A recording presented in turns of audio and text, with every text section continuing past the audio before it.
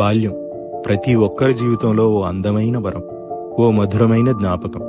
తెలిసి తెలియని వయసులో మరిచిపోలేని ఆనంద క్షణాలు ఎన్నో.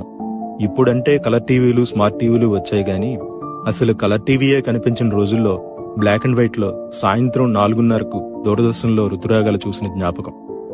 శుక్రవారం వచ్చే చిత్రలహరి కోసం వారమంతా ఎదురు చూసిన జ్ఞాపకం. హీరో ఎవరో తెలియని రోజుల్లోనే ఆదివారం వచ్చే తెలుగు సినిమా చూసి సంబరపడిన బాల్యం.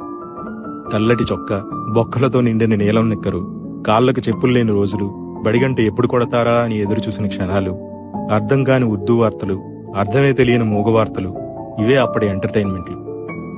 చప్పరించిన పెప్పర్మెంట్లు, చీకపడేసిన మామిడి టెంకలు, స్కూల్ ఇంటర్వెల్లో కొనుక్కుతున్న ఆశా చాక్లెట్లు, దోసిళ్లతో పట్టి తాగిన బోరింగ్ నీళ్లు, గంటకి ₹2 ఇచ్చి అద్దెకు తెచ్చుకున్న పొట్టి సైకిలు, అవే ఆనాటి మధుర జ్ఞాపకాలు.